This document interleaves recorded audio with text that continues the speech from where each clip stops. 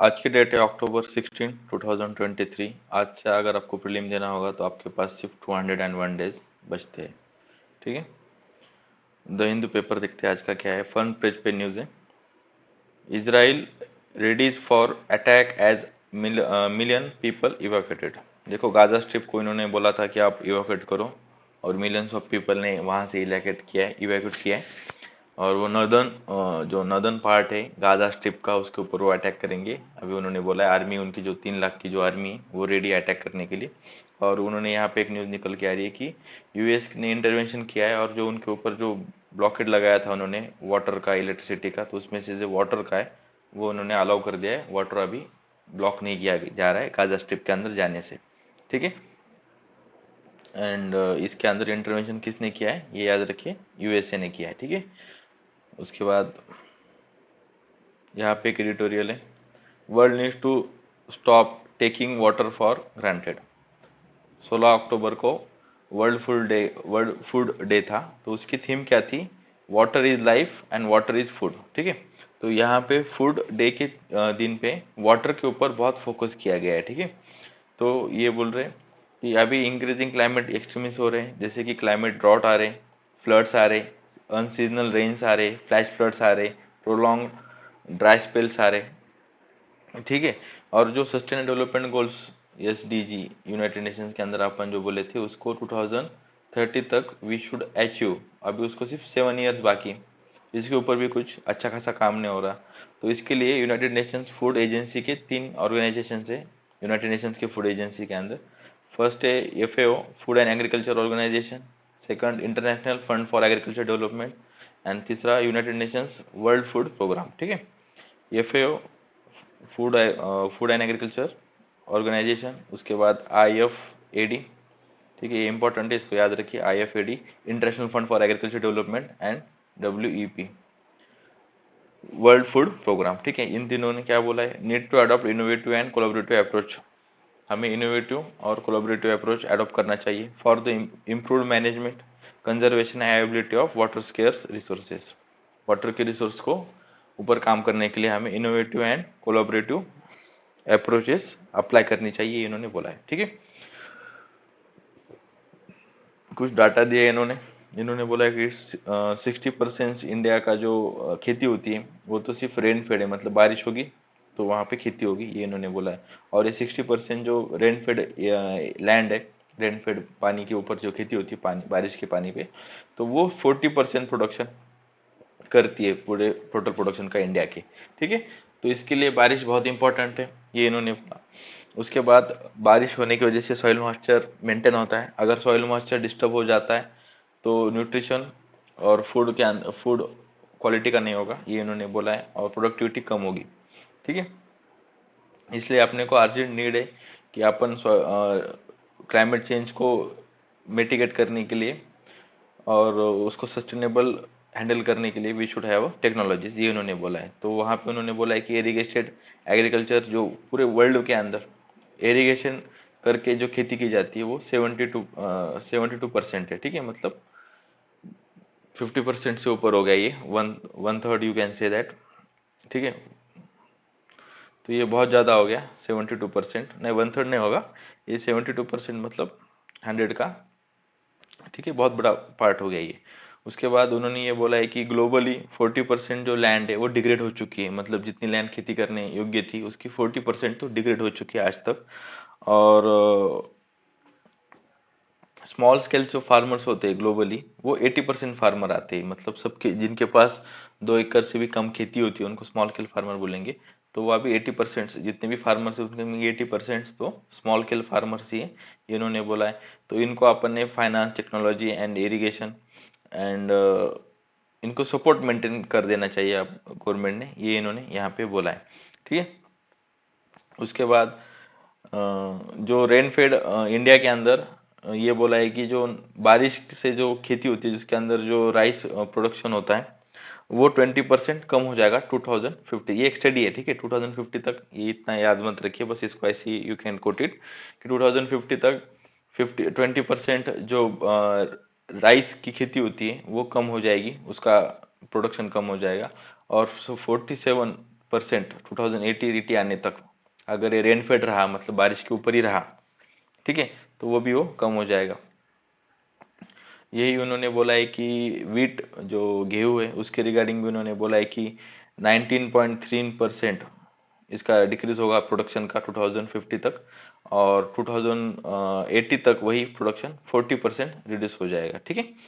उसके बाद उन्होंने मेज के लिए भी वही बोला, 2050 तक 18% कम होगा, 2080 तक 23% मेज का भी प्रोडक्शन, जो कि एक मिलेट है, उसका भी प्रोडक्शन कम हो सकता है, ये इन्होंने बोला है।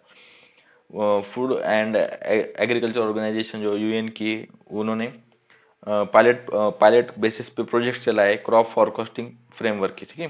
क्रॉप का फोरकास्ट करेंगे ये, मतलब किन किन को, आंध्र प्रदेश के फार्मर्स को, कर्नाटक, हिमाचल प्रदेश एंड महाराष्ट्र के अंदर ये पायलट बेसिस पे चला रहे हैं, जिसके अंदर वो वेदर कैसे होगा, सॉइल का कैरेक्टरिस्टिक क्या है, मार्केट का भी क्या चल रहा है, रेट वगैरह, और मार्केट की इन्फॉर्मेशन देंगे उनको। जो रेनफेड फार्मर्स है, जो बारिश के ऊपर ही खेती करते हैं, उनके लिए ये पायलट बेसिस पे एफएओ ने क्रॉप फॉरकास्टिंग फ्रेमवर्क लगाया है, ठीक है, ये याद रखिए। उसके बाद इरिगेशन की वजह से जो रेनफेड बारिश है, जो रेनफेड एग्रीकल्चर होता है, उससे अच्छा उन्होंने बोला है कि आप इरिगेशन फैसिलिटीज अवेलेबल कराओ, उससे जो फार्मर्स का इनकम होगा ना वो सस्टेनेबल होगा, और फार्मर जो रेगुलर क्रॉपिंग को छोड़ के हाई वैल्यू क्रॉप की तरफ शिफ्ट हो सकते हैं, जैसे कि फ्रूट्स एंड वेजिटेबल, अगर उनको कंफर्म सोर्स ऑफ वाटर, मतलब एक कंफर्म उनको वाटर का ये रहेगा, सोर्स रहेगा, तो they can control the production, यही उन्होंने बोला है यहाँ पे। तो यहाँ पे उन्होंने बोला है कि इरिगेशन पे उन्होंने फोकस किया कि रेनफेड से आप इरिगेशन की तरफ चले जाओ, ये यहाँ बोला गया। उसके बाद फूड एंड एग्रीकल्चर ऑर्गेनाइजेशन ने सपोर्ट किया farmers, supported the farmer water programme, ठीक है, supported farmer water school programme in Uttar Pradesh, ठीक है, उत्तर प्रदेश का एक एग्जांपल दिया गया है, वहाँ पे उन्होंने सपोर्ट किया, which help the small farmers, और उनको वो हेल्प करेगा उत्तर प्रदेश के फार्मर्स को। उसके बाद Andhra Pradesh farmers managed ground water system, ये एक प्रोजेक्ट है आंध्र प्रदेश का, ठीक है।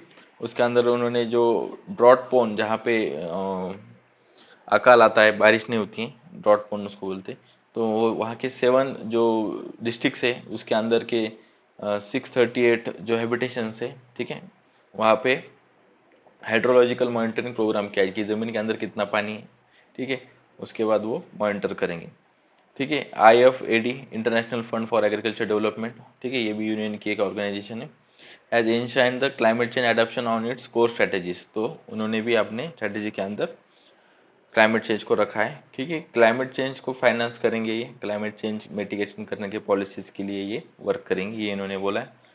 उसके बाद जो वाटर है वो इन्वेस्टिंग इन द, और ये जो IFD है, जो ये भी फंड भी रेज करते हैं, ये जो पैसे भी लगाती है, कहाँ पे लगा रहे हैं, investing in the restoration and preservation of soil health, water resource management, modern technology with the indigenous knowledge, जो बांध वगैरह बनाएंगे उसको लोकल पीपल्स का नॉलेज यूज करके पानी रोका जाएगा, ये इन्होंने बोला है।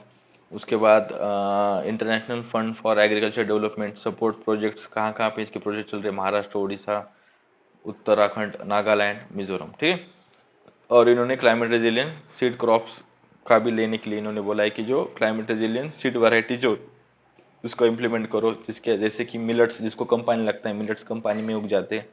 उसके बाद उन्होंने बोला है कि फार्मर्स को आप टीचिंग, मतलब उनको ट्रेन करो कि क्लाइमेट सेंसिटिव एग्रीकल्चर प्रैक्टिसेस कैसे की जाती है, सॉइल मैनेजमेंट कैसे की जाती है, और वाटर ट्रेस किए होते हुए भी, वाटर कम होते हुए भी खेती कैसे की जाती है, उन्होंने बोला है।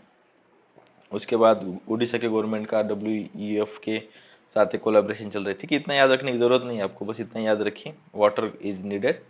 एंड फिर वे फॉरवर्ड में ये बोला जाता है कि पॉलिटिकल कमिटमेंट होनी चाहिए, सिर्फ बातें करने से क्या होगा, पॉलिसीज में इम्प्लीमेंटेशन होना चाहिए, ये इन्होंने बोला है।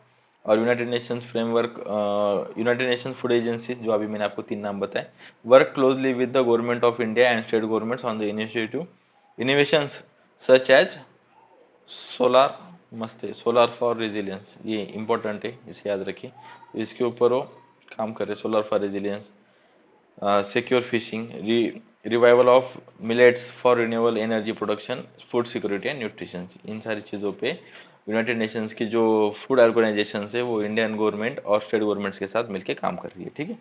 उसके बाद ऑस्ट्रेलिया फाइन्स यक्स मतलब Twitter for gaps in anti child abuse practices. तो उन्होंने फाइन लगाया ट्विटर के ऊपर, जो इलॉन मस्क की company.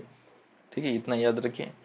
European Union pledges humanitarian aid to Gaza strip. तो यहाँ पे इन्होंने ये बोला कि गाजा स्ट्रिप को हम ह्यूमैनिटेरियन एड देंगे, 75 पॉन्ड्स मिलियन देंगे वो।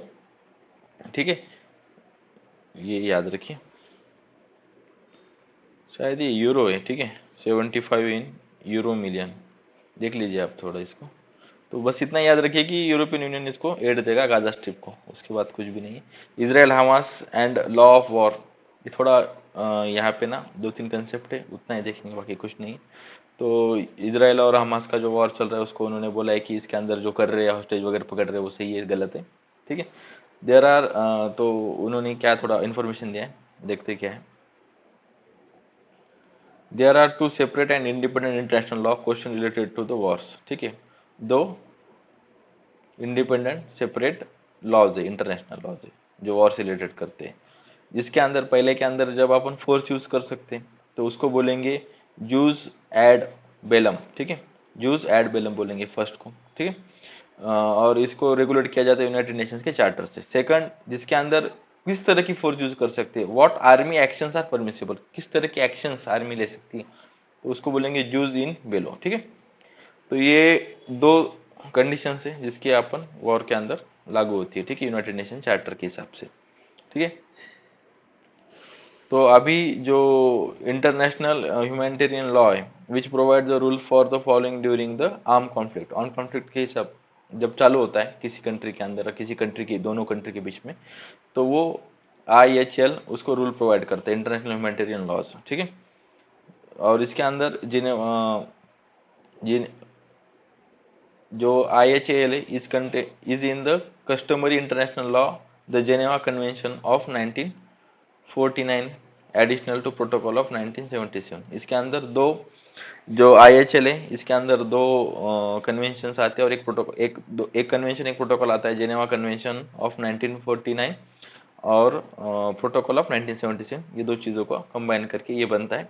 ठीक है, और ये रेगुलेट क्या करता है, it regulate the conduct of practices और groups engaged in arm conflict. उनका कंडक्ट कैसे होगा, वो उसको जो पार्टीज है और जो ग्रुप्स है जो यहाँ पे इन्वॉल्व है वॉर के अंदर, उनका कंडक्ट कैसे होगा वो एनालाइज करेगा। Primary objective is to protect the civilians and reduce the suffering of war अनलेसेस। सिविलियंस की जान बचाना ही इनका प्राइमरी ऑब्जेक्टिव होता है।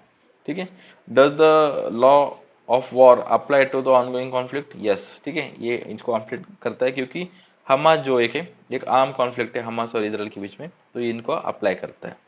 उसके बाद international law classifies the arm conflict into two categories. ठीक है, जो आर्म कॉन्फ्लिक्ट होता है उसको दो कैटेगरी में इन्होंने डिवाइड किया है, एक IAC और दूसरा NIAC।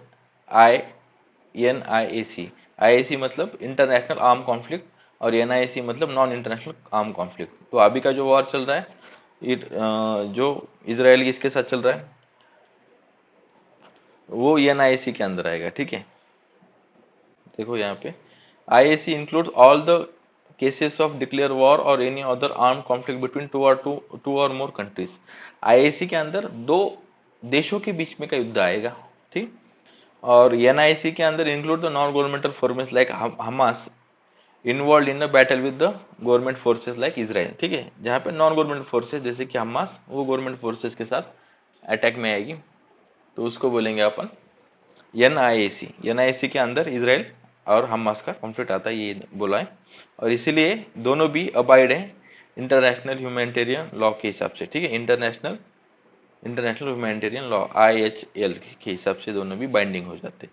उसके बाद according to the killing civilians by the Hamas is illegal. उन्होंने बोला है जो सिविलियन को मारा गया वो इलीगल है। उसके बाद उन्होंने ये बोला है इसराइल ने जो इलीगल ऑक्यूपेशन किया था पैलेस्टीन का 1967 से, वो रीजन नहीं बन सकता हमास की उनके लोगों को मारेगा उनके अंदर घुस से, ये उन्होंने बोला है। और इसराइल ने भी अभी 6000 बॉम्ब डाले गाजा के ऊपर, तो इसको भी आप ये नहीं कर सकते, ये भी वॉर क्राइम के अंदर ही आता है। तो all this amount to the grave breach of 1949 Geneva convention constitute as a war crime. ठीक है, और हॉस्टेज को जो लेना है वो इलीगल है, इन्होंने क्लियर कर दिया है।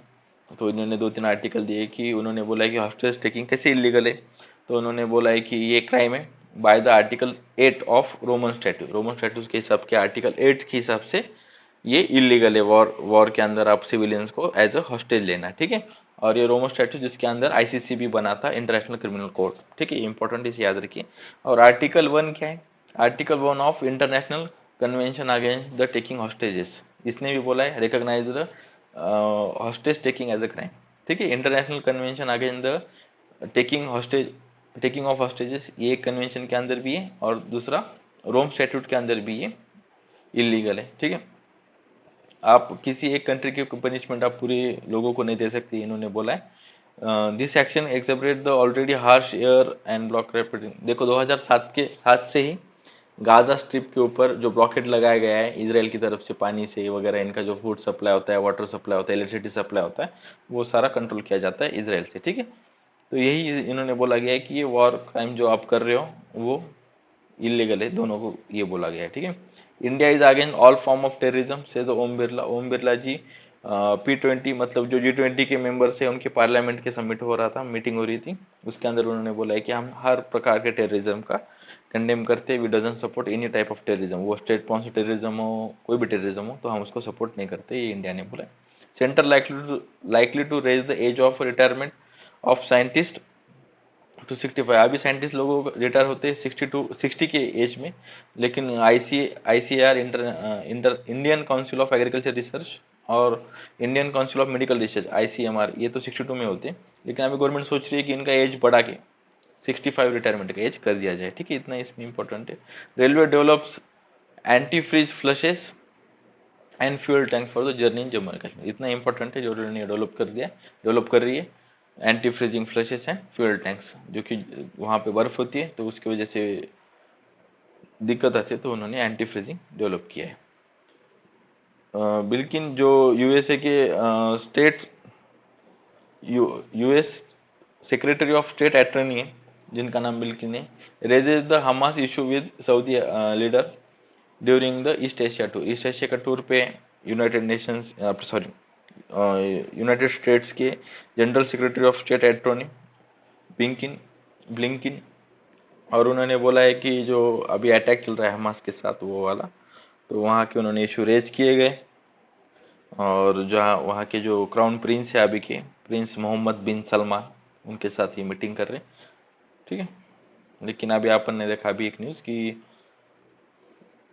सऊदी अरेबिया ने, अभी कल कल का ही न्यूज़ था शायद, सऊदी अरेबिया बोला कि हम इंटरवेंशन इसराइल के साथ कोई रिलेशन नॉर्मलाइज नहीं करेंगे, हमने उसको टॉक्स को छोड़ दिया है, ठीक है। अगर आपको इसका PDF चाहिए तो आप टेलीग्राम के ऊपर स्वैग UPSC ओनली सर्च कीजिए और यहाँ आपको टेलीग्राम मिलेगा। Thank you.